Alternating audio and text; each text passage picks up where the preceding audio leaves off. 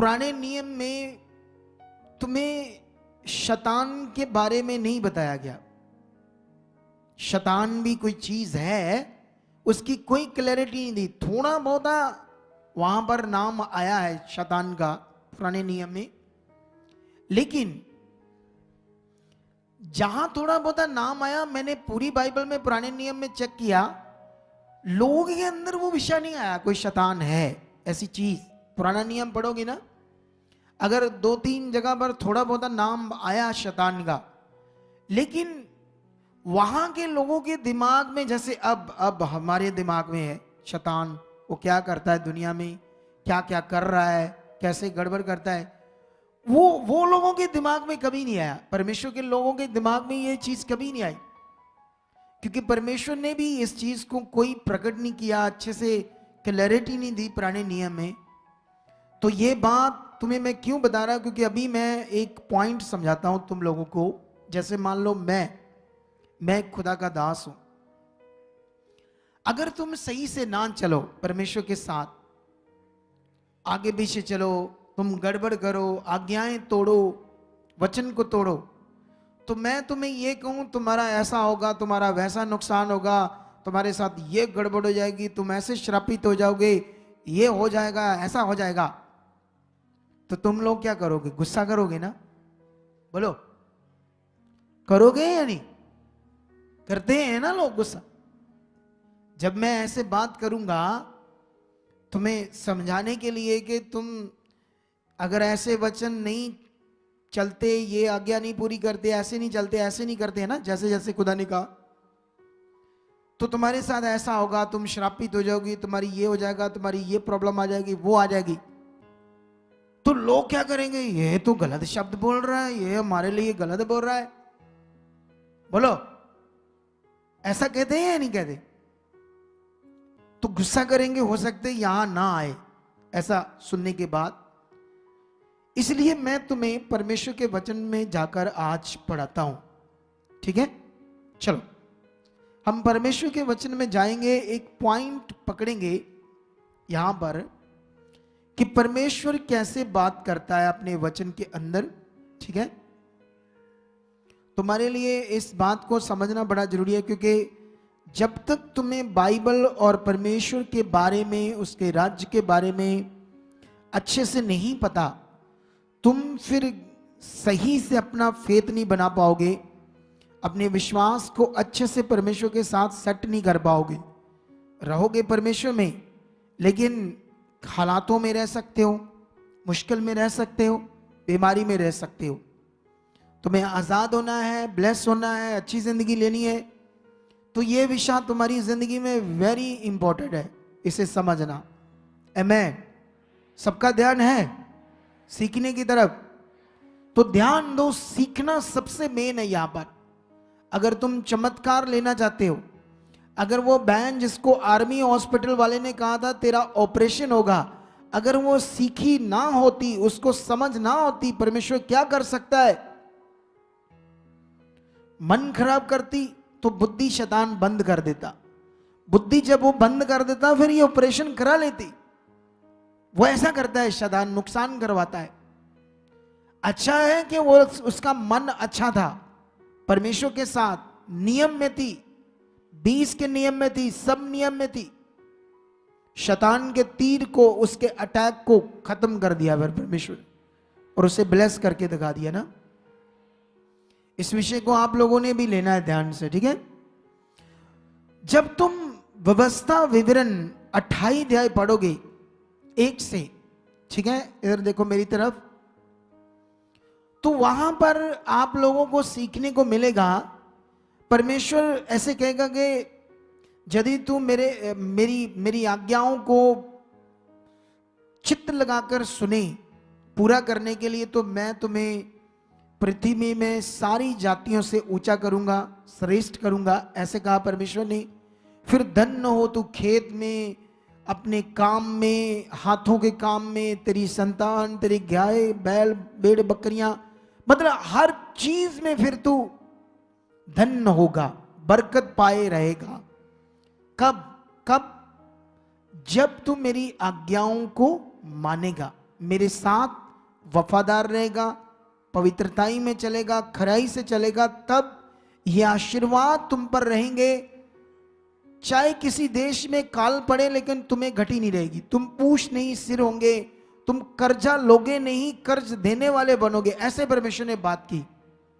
लेकिन जब तुम आगे पढ़ोगे यहां से, अगर 15 से पढ़ोगे 28 की, तो यहां परमेश्वर ने बताया कि अगर तुमने मेरी आज्ञाओं को नहीं माना तो तुम पर जितने मैंने आशीर्वाद की बातें की थी उन सब बातों में तुम्हारे ऊपर क्या आ जाएगा? श्राप आ जाएगा। मैं थोड़ा सा पढ़कर बताता हूं 20 से क्या लिखा।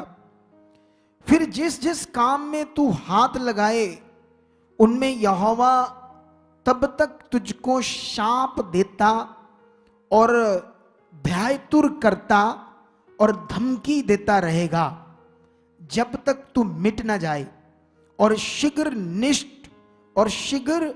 नष्ट हो जाएगा। ये इस कारण होगा कि तू यहोवा को त्याग कर दुष्ट काम करेगा, और यहोवा ऐसा करेगा कि मरी तुझ पर फैलाकर उस समय तक लगी रहेगी जब तक जिस भूमि के अधिकारी होने के लिए तू जा रहा उस पर से तेरा अंत ना हो जाए।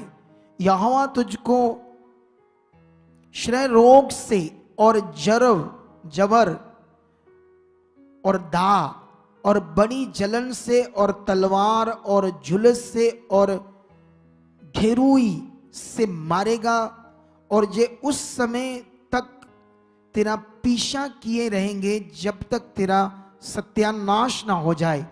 और तेरे सिर के ऊपर आकाश पीतल का और तेरे पांव के तले भूमि लोहे की हो जाएगी। यहोवा तेरे देश में पानी के बदले बालू मतलब रेत और धूल बरसाएगा, और वह आकाश से तुझ पर यहां तक बरसेगी कि तेरा सत्यानाश हो जाएगा। यहोवा तुझको शत्रुओं से हरवाएगा और तू एक मार्ग से उनका सामना करने को जाएगा, परंतु 7 मार्ग से होकर उनके सामने से भाग जाएगा, और पृथ्वी के सब राज्यों में मारा मारा फिरेगा।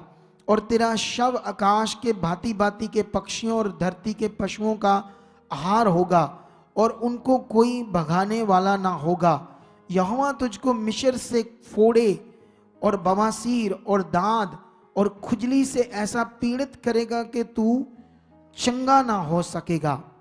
यहोवा तुझे पागल और अंधा कर देगा और तेरे मन को अत्यंत घबरा देगा, और जैसे अंधा अंधियारे में टटोलता है वैसे ही तू दिन दोपहरी में टटोलता फिरेगा, और तेरे काम काज सफल ना होगे, और तू सदैव केवल अंधेर सहता और लुटता ही रहेगा, और तेरा कोई छुड़ाने वाला ना होगा।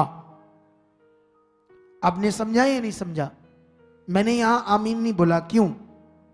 क्योंकि मैं नहीं चाहता कि ये वचन आमीन बोलने से वो पूरा हो जाता है। लेकिन यहां पर हमने समझना है कि परमेश्वर ने ऐसा उस समय वर्ड दिया इस्राएलियों को। इस वचन से हमारा क्या कनेक्शन है या हम इससे क्या सीख सकते हैं इस वचन से, ये बड़ा जरूरी है हमारे लिए। आमीन। अब सोचो, यहां तो बड़े खतरनाक बातें कर रहा है परमेश्वर। बोलो, अगर मैं छोटी मोटी कर दूं कोई बात तो कोई इतना मुंह फुला लेगा, ये है वो है, इसने सही नहीं बात की हमसे, तो परमेश्वर को भी फिर छोड़ दो, वो तो इतनी खतरनाक बातें कर रहा है हमारे लिए। हालेलुया। कितने लोगों को बात समझ आ रही? सबको। ये मिनिस्ट्री एक पॉजिटिव मिनिस्ट्री है। इस मिनिस्ट्री के द्वारा करोड़ों लोग उद्धार पाएंगे, और पूरी दुनिया में थोड़े समय में ये जाएगी मिनिस्ट्री, पूरी दुनिया में, पूरी दुनिया में। यहां के मिरेकल्स, अद्भुत काम, लोगों का जीवन बदलना, लोग ऐसे बाग बाग हो जाएंगे सुनकर, ऐसे ऐसे होगा इस मिनिस्ट्री में। हालेलुया। लेकिन किन के लिए? जिन्हें जो खुदा मुझ पर प्रकट कर रहा है ये समझकर। ठीक है, ये समझना क्यों जरूरी है हमारे लिए? क्योंकि अगर तुम लोगों ने समझा नहीं कि परमेश्वर का वचन क्या है, ऐसे परमेश्वर, देखो सुनो ध्यान से, क्या परमेश्वर ऐसे ऐसे बात कर सकता है इतनी खराब तरीके से हमसे? बोलो, ऐसे ऐसे वो इतने खराब तरीके से बात कर रहा है, मैं तेरे साथ ऐसा करूंगा, इतना खतरनाक, तुम्हें फोड़े ऐसे मारूंगा, तेरा सत्यानाश करूंगा, इतना तुझे इतना प्रॉब्लम दूंगा मैं। क्या ऐसा हो सकता है परमेश्वर? बोलो, जैसे हमने पढ़ा, तो फिर पॉइंट ऐसा क्यों कहा गया, ऐसा क्यों लिखा गया? सुनो, इसका एक पॉइंट आपके लिए सबसे जरूरी है। तुम्हें परमेश्वर के साथ अगर सच्चा और सही रिश्ता रखना है, सुनो, अगर किसी का बाप बड़ा क्रूर है, सख्त है, कभी हंसता नहीं, कभी अपने बच्चों के साथ, पत्नी के साथ कभी खेलता हंसता नहीं, अच्छी बात नहीं करता, प्यार नहीं करता, उससे अच्छा रिश्ता रहेगा पत्नी का, बच्चों का? बताओ मुझे, नहीं रहेगा ना, क्योंकि वो क्रूर टाइप का बंदा है। लेकिन क्या परमेश्वर क्रूर टाइप का है कि या अनुग्रहकारी है, शांति का परमेश्वर है, दया का परमेश्वर है? जब से परमेश्वर है, कब से है ये तो मुझे पता नहीं, वो अनंत काल से है। कैसे क्या है इतना तो नहीं पता, लेकिन जितना परमेश्वर ने हमें ज्ञान दिया उतने में हम चलते हैं। ठीक है ना? क्या परमेश्वर क्रूर हो सकता है कभी? दुनिया में जाओ, दुनिया का भी ये ज्ञान है, जो कुछ तुम्हारे कर्मों में लिखा, जो तुम्हारी किस्मत में लिखा वो होना है। लोग ऐसे बात करते हैं, बाबा लोग बड़ा ऐसे बात करते हैं कर्मों के ऊपर, जो बच्चा तुम्हारे कर्म में लिखा वो होना है, क्योंकि वो परमेश्वर के इस सत्य को नहीं जानते जो हम जानते। ये ज्ञान उनके पास नहीं है। अगर इसको पढ़ेंगे भी तो यहां से पढ़कर उन्हें समझ आती है, हाँ, अगर उनके, क्योंकि ये बाइबल सारे प्रचारक पढ़ते हैं, दुनिया में कोई भी बाबा हो, कोई भी प्रचारक हो, किसी भी धर्म का हो, वो लोग बाइबल पढ़ते हैं, पढ़कर इसकी बहुत सारी बातों को चोरी करके अपने तरीके से प्रचार करते हैं, ऐसा करते हैं वो लोग। ठीक है, लेकिन वो इसका सही प्रचार नहीं कर सकते, क्योंकि वो इस पर फेथ नहीं करते, सिर्फ इसकी बातों को प्रचार कर सकते हैं थोड़ा बहुत जहां उनको फायदा लगे, लेकिन इसमें क्या सच्चाई है, क्या इसके भेद हैं, ये तो उसको पता चलेगा जो आत्मा से परमेश्वर का चुना हुआ है, उसका नियुक्त किया हुआ खुदा का दास है। वो जब बढ़ता है तो तब परमेश्वर अपने भेदों को अपने दास के ऊपर क्या करता है, प्रकट करता है, दूसरे ऊपर नहीं, जो इसको सिर्फ अपने मतबल के लिए प्रचार करता है। फेथ नहीं कहता, ये नहीं सिखाएगा फेथ करो इस पर, ये सत्य है, सिर्फ जहां से उसको कोई मतबल है वो वर्ड को प्रचार करेगा। ठीक है, लेकिन यहां पर आज हमारे लिए ये पकड़ना बड़ा जरूरी है, क्या परमेश्वर ऐसा खतरनाक और क्रूर हो सकता है? बिल्कुल भी नहीं। बोलो, फिर ऐसा क्यों लिखा गया, इतना खतरनाक तरीके से क्यों लिखा गया? यह बात याद रखो, परमेश्वर फिगरेटिवली, मेटाफोर, वाक्यालंकार में बात कर रहा है कि जो तुमने गलत करना है तुम्हारे साथ ऐसा होना है।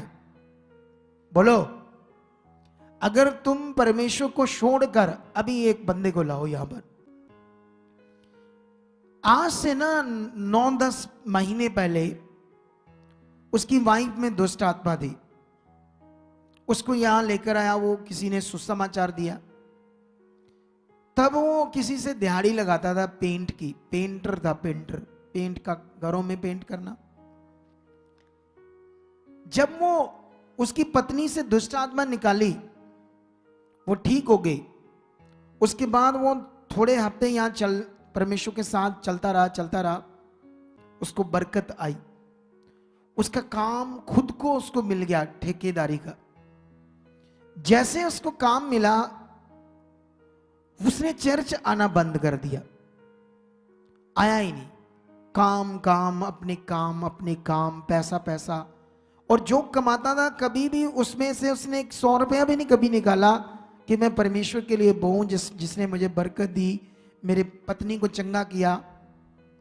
अब वो 8 महीने इधर आया ही नहीं, संसार में अपने कामों को मुंह में लग गया, परमेश्वर का निरादर। ऐसा ना उन लोगों को लगे कहानी सुना रहा था मैं, सच्चाई है। हाँ, ये बंदा था, ठीक है। अब ये आया ही नहीं, क्योंकि ये क्या किया इसने, परमेश्वर को छोड़कर अपना राह पकड़ लिया, अपना तरीका लगा लिया, पैसा कमाया। 7-8 बंदे, जो पहले दिहाड़ी लगाता था 400 रुपए की, अब पता नहीं कितना 2000 दिहाड़ी कमाने लगा। हाँ जी, कि ज्यादा है इससे भी? नहीं तो थोड़ा ज्यादा है, 1,500-2,000 दिहाड़ी कमाने लगा। कहां 400 कमाता था। परमेश्वर की बरकत जब आई तो ये क्या करने लगा, इसने परमेश्वर को छोड़ दिया ना एक तरफ से। मतलब छोड़ने का मतलब ये नहीं कि परमेश्वर में आना नहीं, ऐसे नहीं, छोड़ने वाला हाल अपने कामों में लग गया। जैसे यहां पर कुछ लोग कभी आते कभी नहीं आते, कभी एक बार आए फिर 2 हफ्ते आए ना, ये भी प्रॉब्लम है उनके लिए, ये बात याद रखो।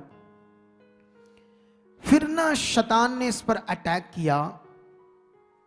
तुम लोग आगे वाले देखते ना, ये ऐसे कितना खेलता था। इसको कितने लोग, देखो ध्यान से, उधर करो चेहरा लोगों की तरफ, इसे देखो, यहां तड़पता था आगे दी। 3-4 बार इस पर शैतान आया। कैसे तड़पता था, देखा था तुम लोगों ने इसे? इसको माइक दो। अच्छा, तुझे शैतान क्या करने लगा तेरे साथ? पापा जी मतलब मेरे सेल डाउन करते हैं। सेल डाउन कर दी? हाँ जी, हाँ जी। शुगर कारों ने सेल डाउन किए थे, नू नहीं डाउन करता पूरा। पापा जी वो जबान भी बंद करते हैं। कैसे बंद कर दी? मतलब बोले नहीं जाता, गूंगा हो गया था। हाँ जी, हाँ जी। देख लो, अपने आप बक रहा सारी चीजें।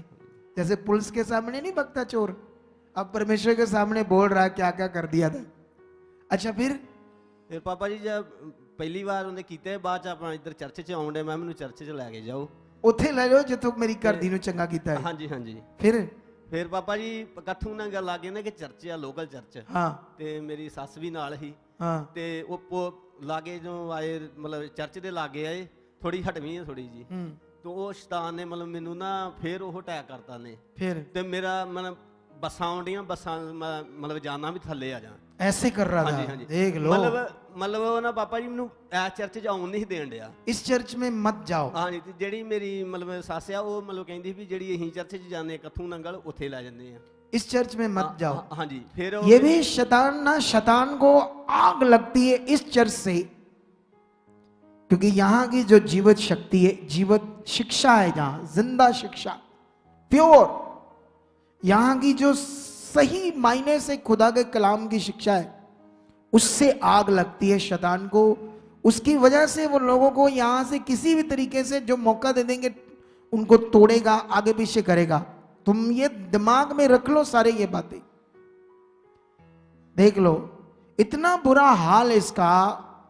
अब सुबह से, कल से वो सीन ढूंढ रहे हैं, इनको मिले नहीं। इतने ज्यादा सीन थे इसके बंद। हमारी टीम का देख लो सिस्टम, वो सीन दिखाते तो तुम्हें पता चलता कितने खतरनाक तरीके से दुष्ट आत्मा इसके ऊपर आता था। तुम्हें क्या लगता था बचेगा तू कि नहीं? नहीं, ऐसे हो गया था। फिर काम पर जाता था? नहीं, काम ते नहीं मैं जाता। जड़ी 1,500-2,000 दिहाड़ी बंद होगी, हाँ जी, करे ही फिर करे जेड़े इकट्ठे कीते वो खर्च रहा। हाँ जी, हाँ जी। जेड़े जमा भी करवाए वो भी मतलब इधर सारे लग गए। हाँ जी, तेरे ऊपर? हाँ जी, हाँ जी। दवाइयों पे? हाँ जी। कितनी दवाइयां खा ली? 60-70 रुपये लगे। देख लो, ते जे उतो 7,000-8,000 इधर बो देंदा ते तेरा बच जाता। उसने कर दिया ना खराब 60-70 हजार। सोचो। अच्छा, ये पॉइंट सोच लो। अब ये दूर हुआ परमेश्वर से, अपनी मनमर्जी अपने तरीके से जीने लगा, परमेश्वर को भूल कर कि उसने मेरे साथ भलाई की, मेरी पत्नी को चंगा किया, अच्छा किया, और काम काज में बरकत भी उसने दी परमेश्वर ने, लेकिन अपने तरीके से जीने लगा। अब इसकी जिंदगी में काम किसने किया? परमेश्वर ने इसके साथ बुरा किया या किसने किया?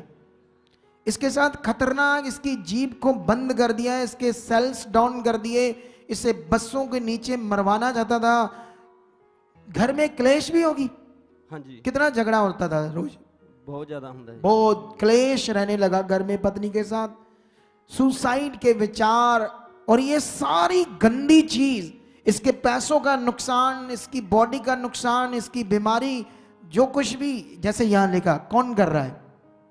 कौन कर रहा है? परमेश्वर कर रहा है या शैतान? तो फिर यहां ये बातें किसके लिए लिखी गई? ऐसे क्यों लिखा गया? यही तो क्लैरिटी लेनी है तुम्हें। तो मैं तुम्हें बताना चाहता हूं, वहां पर परमेश्वर का ऐसे वचन देने का मतलब था तुम्हारे साथ ऐसा होगा, लेकिन उसने नाम यूज अपना किया कि मैं करूंगा, जबकि इतना क्रूर और गंदा परमेश्वर नहीं करेगा। यह शिक्षा तुम्हें क्यों लेनी है? क्योंकि बाकी जगह तो ऐसे ही प्रचार होता है कि ये परमेश्वर ही करता है। मैं इसलिए तुम्हें सिखाता हूं, आज आगे जाकर तुम्हें समझाऊंगा, थोड़ा सा आगे जाकर तुम्हें क्लैरिटी देता हूं इस विषय में, सही फेथ, सही मन क्या होता है जिससे आपकी सचमुच आप ब्लेस जिंदगी, शांति का जिंदगी, अच्छी जिंदगी जी पाओगे। यह तुम्हें समझना बड़ा जरूरी है, क्योंकि संसार का ज्ञान भी ऐसा ही है जैसे ये लिखा है। क्योंकि संसार के लोग भी ये ग्रंथ पढ़ते होंगे, बाबा लोग, तो वो लोग कहते होंगे ठीक है सारी दुनिया का एक ज्ञान है तो यहां भी सेम है। यहां सेम नहीं है, उनको नहीं पता। तो ये पॉइंट है आपके लिए। अब देखो, फिर इसको पूरी चंगाई मिली है, परमेश्वर ने भला किया है, जा अब ओके है ना? तो अब गलती नहीं करनी है। मिल गए सीन? दिखाओ इसके सीन, फिर दिखाया ये कैसे इसका हाल था।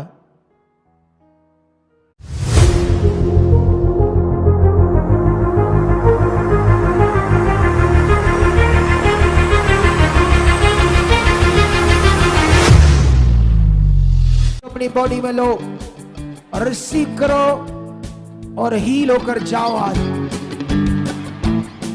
चमत्कार होते थे, चमत्कार होते हैं, चमत्कार होते देखेंगे, उसकी जिंदा शक्ति को देखेंगे। जो विश्वास करेंगे वो बड़े काम देखेंगे।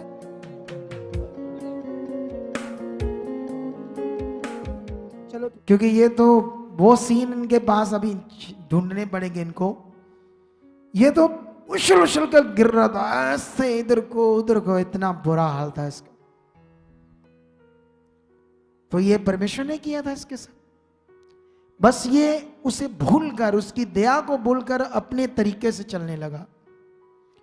और ये कब दुष्ट आपकी बुद्धि को ऐसा कर देगा? जब तुम अलर्ट नहीं हो, चौकस नहीं हो, तुम्हें ध्यान नहीं है कैसे चलना है, परमेश्वर क्या कह रहा है, क्या वो कह रहा है। अगर वो नहीं फिर भी हो रहा तुमसे जो परमेश्वर कह रहा है, तो हम बताएंगे कैसे वो होगा, तुम्हें क्या करना है। इसने वो पकड़ा नहीं, उस बात को समझा नहीं, इसीलिए ये फंस गया। वो आपकी बुद्धि बंद कर देगा। परमेश्वर जो कहता है वो कहता है नहीं पूरा करना। दुष्ट जैसे इस मनुष्य में शैतान इसको आने नहीं देना चाहता था। ये भी एक विषय है यहां की टीचिंग, पॉजिटिव शिक्षा। अभी इधर एक जम्मू से आए हैं लोग, अपने एक बहन पति को लेकर आई है। मैंने उससे पूछा आपने कभी हमारी मिनिस्ट्री को सुना? कहती हाँ 2 साल से। तो मैं कहा 2 साल से सुना, कभी तुम्हें समझ नहीं आई हम क्या प्रचार करते हैं? नहीं आई। वो आने नहीं देता था इधर। क्यों? क्योंकि वो नष्ट करना चाहता है। वो थे प्रभु में ही, लेकिन हालातों में बहुत है। लेकिन अब वो खत्म हो जाएंगे उनके हालात, वो ब्लेस हो जाएंगे। अब डोंट, इसका भला हो गया है। लेकिन ये पॉइंट बीच में ये था, इसको लाने का मतलब था कि उसे भूलना नहीं। परमेश्वर ने कहा मुझे भूलना ना। परमेश्वर के वचन में लिखा तू किसी भी उपकार को मत भूलना। उसने तुम्हारे साथ क्या भलाई की है, तुम्हारे साथ क्या भला किया, कभी मत भूलना। भूले तो परमेश्वर तुम्हें कुछ नहीं कहेगा, फिर भी अगर भूल भी जाओगे तो वो कुछ नहीं कहेगा। लेकिन किसको मौका है? शैतान को, दुष्ट को। वो तुम्हें दूर करेगा, तुम्हें सिचुएशन में ले आएगा, तुम्हारी बुद्धि बंद करेगा, तुम्हें हालातों में डालेगा, तुम्हें नेगेटिव करेगा, तुम्हारे सोच पर राज्य करके तुम्हें गंदा भी करेगा, गंदगी में डालेगा, गलत चीजें भी करवा सकता है, वो कुछ भी वो कर सकता है। इसीलिए ये ध्यान देना है अपने, ठीक है। बैठ जा बच्चे। तो अभी यहां पर हमें क्लैरिटी मिल गई कि जो ये लिखा है, लिखने का मतलब क्या है। परमेश्वर फिगुरेटिवली अलर्ट कर रहा है कि तुम अगर ऐसा नहीं चलोगे मेरी आज्ञाओं, क्योंकि जो देखो इधर देखो ध्यान से मेरी तरफ। अगर हम परमेश्वर जिसने हमें शरीर दिया, सांस दिया, पूरी दुनिया को उसने बनाया, जो उसने कहा अगर हम नहीं करेंगे तो हमारे लिए नाश है, हमारे लिए जीवन नहीं है। उसने जो कहा वो नहीं करेंगे तो इसलिए वो फिगुरेटिवली ऐसे वर्ड दे रहा था उस समय जब अंधकार का टाइम था। नए नियम में ऐसे परमेश्वर बात करते ही नहीं। पुराने नियम में अंधकार के टाइम में जब अनुग्रह नहीं हुआ था, परमेश्वर ने अपनी योजना को प्लान नहीं किया था, पूरी तरह से प्रकट नहीं किया था, जब पृथ्वी पर शैतान का राज्य था, उस समय ऐसे परमेश्वर ने वर्ड दिया और उसको शो मत किया कि शैतान नाम की भी कोई चीज है। आमेन। कि परमेश्वर कितना महान है, कितना ताकतवर है, ठीक है। ये बुक जोना बुक है। हिंदी में जोना और पंजाबी में से यूना बोलते हैं, यूना नबी, ठीक है। हम यहां पर परमेश्वर ने जोना को कुछ कहा तो क्या वाक्य था, थोड़ा सा पढ़ते हैं एक अध्याय से, ठीक है। यहां पर लिखा योना की बुक 1 से स्टार्ट करते हैं। यहोवा का यह वचन अमित्ते के पुत्र योना के पास पहुंचा। उठकर उस बड़े नगर नीनवे को जा और उसके विरुद्ध प्रचार कर, क्योंकि उसकी बुराई मेरी दृष्टि में बढ़ गई है। परंतु योना यहोवा के सम्मुख से तर्शिश को भाग जाने के लिए उठा और जाफा नगर को जाकर तर्शिश जाने वाले एक जहाज पाया और भाड़ा देकर उस पर चढ़ गया कि उनके साथ यहोवा के सम्मुख से तर्शिश को चला जाए। तब यहोवा ने समुद्र में एक प्रचंड आंधी चलाई और समुद्र में बड़ी आंधी उठी, यहां तक कि जहाज टूटने पर था। तब मलाह लोग डरकर अपने अपने देवता की दुहाई देने लगे और जहाज में जो व्यापार की सामग्री मटेरियल था उसे समुद्र में फेंकने लगे कि जहाज हल्का हो जाए। परंतु जोना जहाज के निचले भाग में उतरकर सो गया था और गहरी नींद में पड़ा हुआ था। तब माजी उसके निकट आकर कहने लगे, तू भारी नींद में पड़ा हुआ है, क्या करता है? उठ अपने देवता की दुहाई दे, संभव है कि ईश्वर हमारी चिंता करे और हमारा नाश ना हो। तब उन्होंने आपस में कहा, आओ हम चिट्ठी डालकर जान ले कि ये विपत्ति हम पर किसके कारण पड़ी है। तब उन्होंने चिट्ठी डाली और चिट्ठी जोना के नाम पर निकली।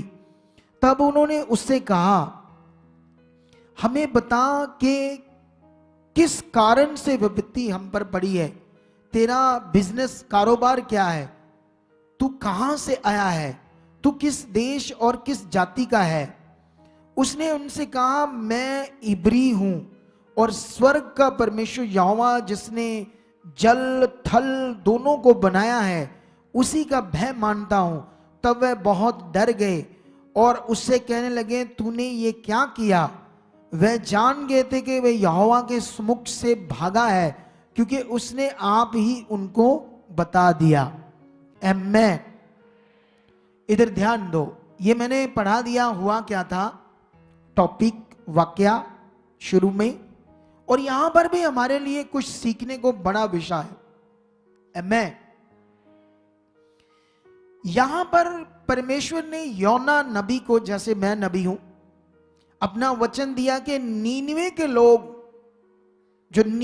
लोग मुझे छोड़कर, क्योंकि वो परमेश्वर के लोग थे, वो पाप में बढ़ गए, पाप करने लगे। हो सकता है आज हम में से भी कुछ ऐसे लोग यहां हो जो परमेश्वर के बारे में जानते हो, क्या परमेश्वर ने कहा है, कैसे पाप है, गलत वीडियोस नहीं देखना, फ्रेंड्स नहीं बनाना, रात तक चैट नहीं करनी फ्रेंड्स से, क्योंकि ये पाप है। क्या है ये?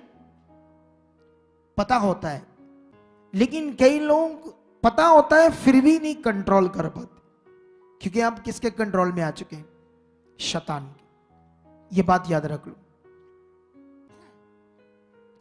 लेकिन ये लोग भी ऐसे बहुत सारी गंदी चीजें करने लगे, व्यभिचार में बढ़ गए। नीनवे के लोग परमेश्वर की आज्ञाओं से हट गए और पाप में बढ़ गए।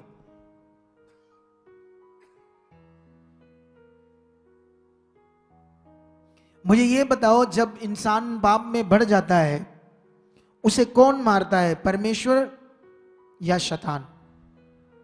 दोनों बातों को बताओ। पाप में बढ़ने वाले की जिंदगी को नष्ट कौन करता है? शैतान। इंसान तो सारे परमेश्वर के, टोटल सारी दुनिया, एक भी चीज, एक भी इंसान शैतान का नहीं है। तो वो क्या करेगा? उन पर राज्य करेगा और उनको नष्ट करता जाएगा। उसको मजा आता है। उसकी बुद्धि ऐसे है, जैसे टेररिज्म होते ना, टेररिज्म, आतंकवादी है, वो स्कूलों पर बम फेंक देते हैं। उनकी ब्रेन वॉश हो चुका है, उन्हें कुछ अच्छा समझ नहीं है कि गलत क्या है सही क्या है, कुछ पता नहीं लगता।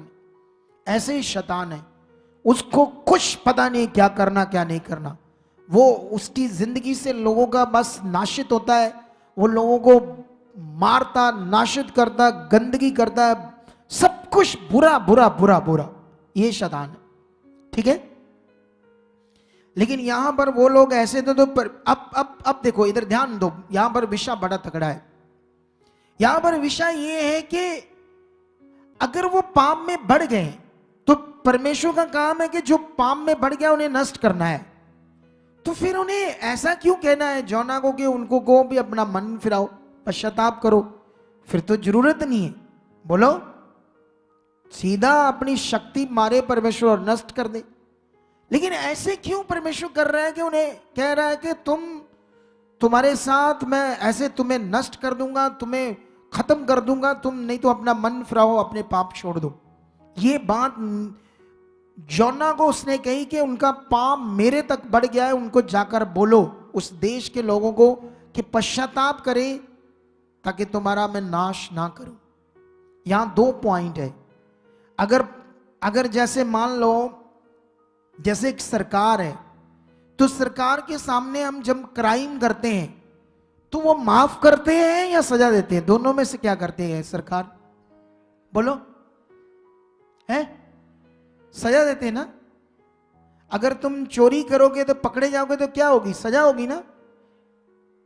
अगर तुम नशा बेचोगे, स्मैक, चिट्टा, पकड़े जाओगे तो क्या होगी? क्राइम है ना। अगर तुम व्यभिचार में पकड़े गए है ना, अभी तो शैतान ने उनको कंट्रोल करके ये चीजें फ्री करा दी देशों में, लेकिन क्राइम करने से सरकार आपको माफ नहीं करेगी, उस क्राइम की सजा देगी। यहोवा के सामने उस देश ने घोर पाप कर दिया, यहोवा को छोड़ दिया, सब कुछ गंदगी कर रहे। अब परमेश्वर को उनको सजा देनी चाहिए या क्षमा करना चाहिए? बताओ मुझे, बताओ मुझे। सजा देनी चाहिए ना, क्योंकि उन्होंने क्राइम किया है। लेकिन परमेश्वर उनका तक अपना मैसेज ये पहुंचा रहा है कि तुम पश्चाताप करोगे तो मैं तुम्हें नष्ट नहीं करूंगा, नहीं तो तुम्हें मैं क्या कर दूंगा? नष्ट। लेकिन ये बात योना उस देश में लोगों को बताने की बजाय दूसरे देश को चला गया। ऐसा क्यों? ऐसा क्यों हुआ? क्या योना का अपना मन था या योना ने बुद्धि लगाकर शैतान को मौका दिया और शैतान ने उसे कंट्रोल करके उसकी बुद्धि को दूसरे एरिया में चला गया उसको लेकर, ताकि वो लोग पाप में रहें और नष्ट हो जाए? तो यहां काम कौन कर रहा है? यहां पर जो लोग आते हैं, तुम्हें यहां से दूर करने का काम किसका है? शैतान का, ताकि तुम्हें नष्ट करे, तुम्हें नेगेटिविटी में डाले। तुम कई लोगों से यीशु में ही रहेंगे कई लोग, लेकिन मेरा विरोध कराएगा उनसे, इस मिनिस्ट्री का विरोध कराएगा शैतान। ऐसा भी कराएगा। बोलो, ये भी उसका काम है, ठीक है। लेकिन यहां पर जब हम पढ़ते हैं तो हुआ क्या, उन लोगों ने यहोवा के सामने ये मांगा कि हे यहोवा, हम तो जानते नहीं आप आपके इस जन को, लेकिन इसकी, क्योंकि उसने कहा अगर तुमने बचना तो मुझे समुद्र में फेंक दो, तो तूफान थम जाएगा, तुम बच जाओगे, क्योंकि मेरी गलती से हुआ है। यहां पर कुछ क्लैरिटी नहीं है योना को कि ये तूफान कहां से आया, क्यों आया, क्या होने वाला है, लेकिन इतना पता यहोवा कर रहा है। उसने कहा मुझे फेंक दो पानी में तो मैं बच जाऊंगा। तुम लोग बच जाओगे, तुम नष्ट नहीं होंगे, सिर्फ मैं नष्ट होऊंगा, क्योंकि मैंने पाप किया यहोवा के सामने। उसके बाद उसको वो पानी में फेंक देते हैं, ये मांग करके परमेश्वर हमारे ऊपर इसकी मौत का दोष ना आए। उसके बाद एक बहुत बड़ी मछली उसे निगल लेती है यहोवा की ओर से, और वो मछली समुद्र के नीचे चले जाती है, उसको खाकर निगल कर। किसको? बंदे को, योना नबी को। अगर पढ़ोगे यहां पर तो तुम्हें ये मिल जाएगा सारा। समुद्र के नीचे नीचे नीचे स्थल में चले जाती है। अच्छा, जब योना उसके अंदर चला गया, कितने मिनटों में उसकी मौत होनी चाहिए है? एक मछली के पेट के अंदर है, कितने मिनटों में मरेगा वो? ज्यादा से ज्यादा 20-25 मिनट में उसकी डेथ होनी चाहिए, दम घुट जाएगा ना। 20-25 मिनट भी ज्यादा है, 15 मिनट के अंदर मर जाएगा वो, ठीक है। लेकिन बाइबल में लिखा वो 3 दिन 3 रातें उस मछली के पेट में रहा, और वो भी बिल्कुल नीचे समुद्र के स्थल में उसको लेगी मछली। सोच कर देखो, और मरा नहीं हो, और मछली के पेट के अंदर अब वो प्रार्थना कर रहा है परमेश्वर के सामने। अगर तुम 2 अध्याय पढ़ोगे तो यहां पर उसकी प्रार्थना क्या है, ऐसे लिखा, थोड़ा सा पढ़ते हैं। तब योना ने उसके पेट में से, मछली के पेट में से अपने परमेश्वर यहोवा से प्रार्थना करके कहा, मैंने संकट में पड़े हुए यहोवा की दुहाई दी और उसने मेरी सुन ली।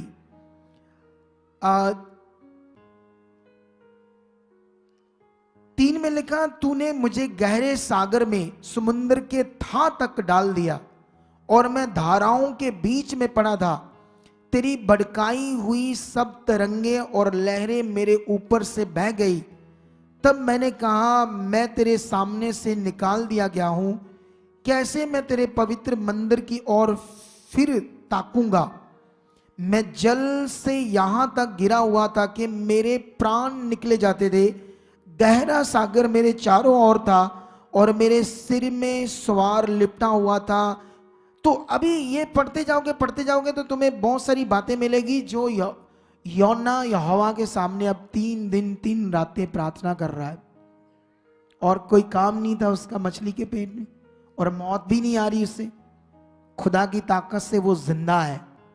फिर परमेश्वर ने उसको, मछली को हुक्म दिया और उसने बाहर आकर किनारे पर उसको बाहर निकल दिया। वो किनारे पर गिर गया जिंदा।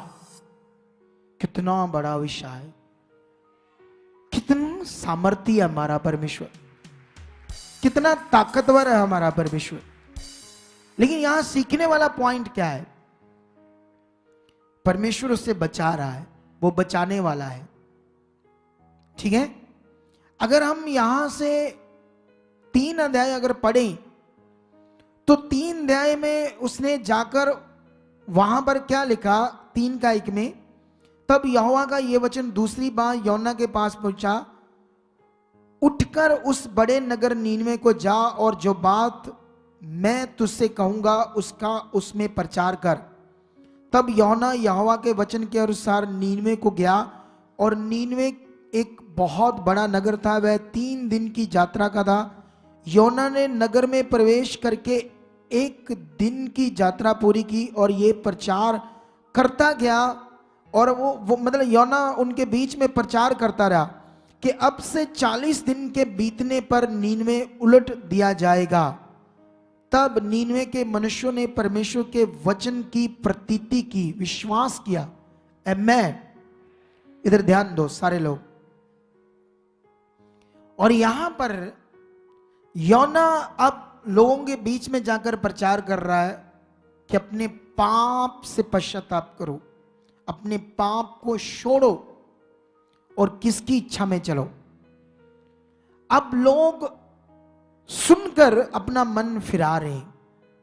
राजे को पता चला, राजे ने भी शाही वस्त्र उतार कर टांट बांध लिए, लोगों ने भी टांट बांध लिए, भूखे रहकर वो यहोवा के सामने गिड़गिड़ाने लगे और पश्चाताप करने लगे अपने पाप से। और उसके बाद बाइबल में लिखा वो नगर नष्ट नहीं हुआ। क्या नहीं हुआ? नष्ट नहीं हुआ। यहां समझना पड़ेगा, 2 पॉइंट है।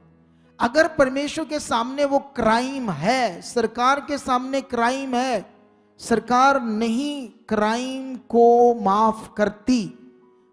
परमेश्वर दुनिया का मालिक अगर क्राइम है तो अगर उसने नष्ट करने के लिए ठाना है तो वो नष्ट करेगा, लेकिन वो नष्ट नहीं करना चाहता ना, वो जीवन देना चाहता है, इसलिए उसने अपना वचन दिया।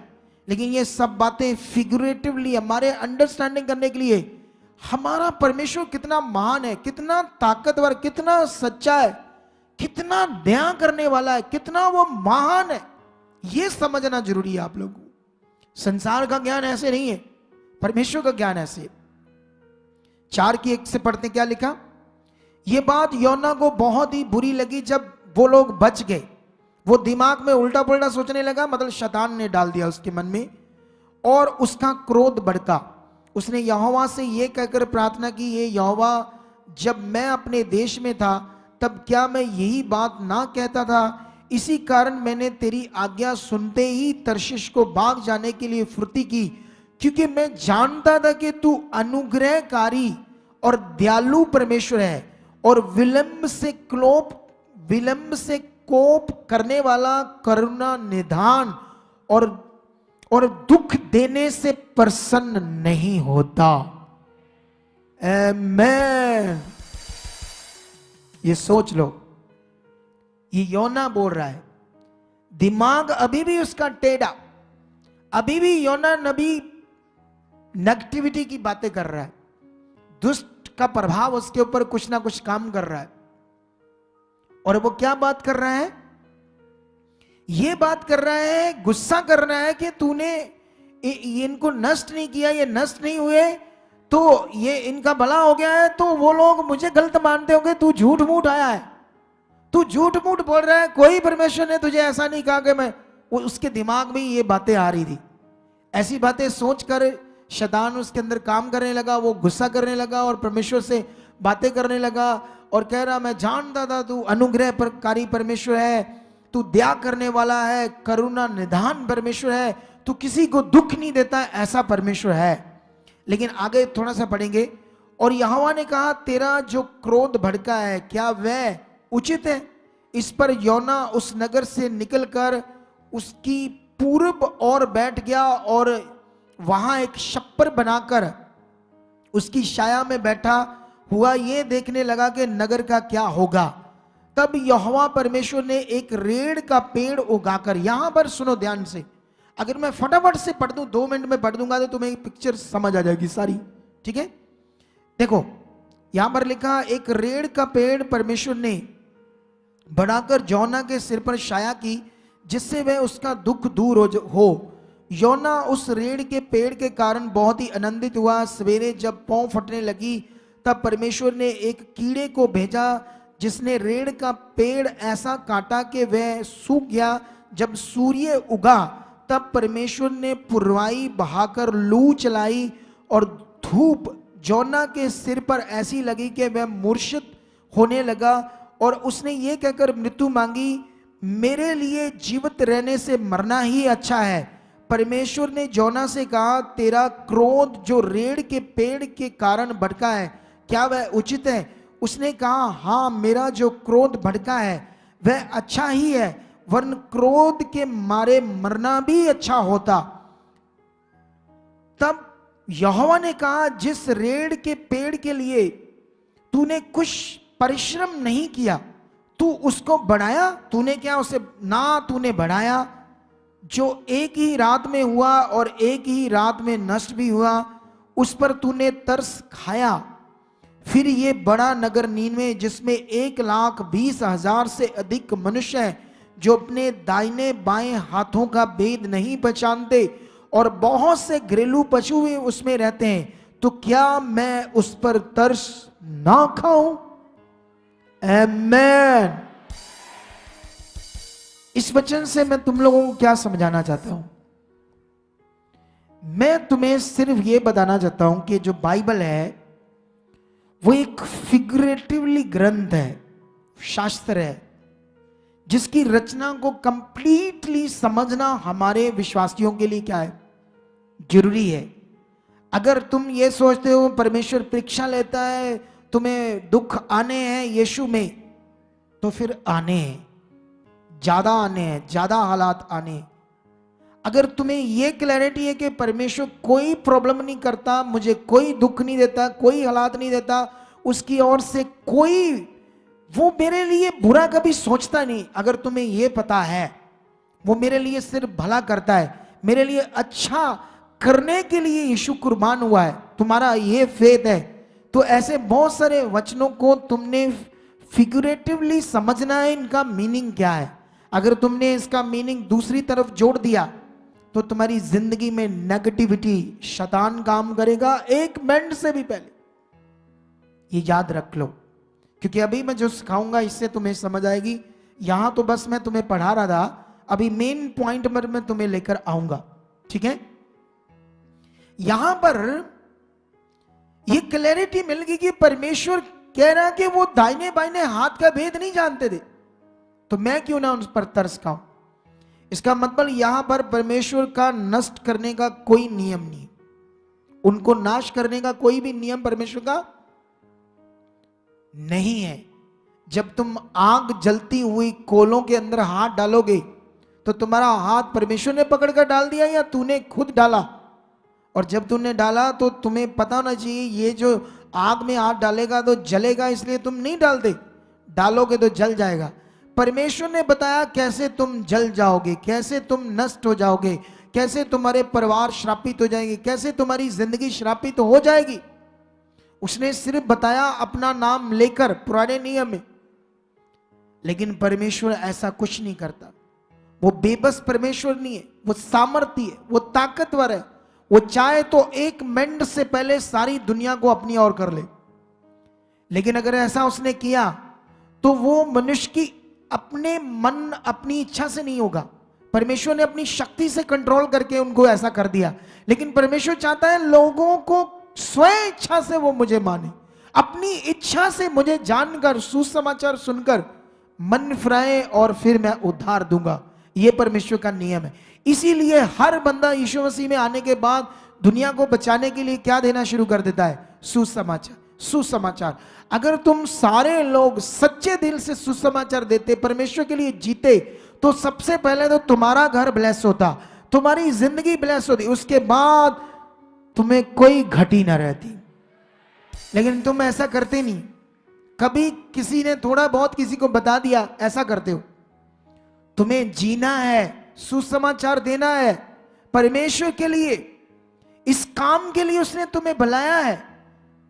यह काम हम सबके लिए है, परमेश्वर का यह कहना है।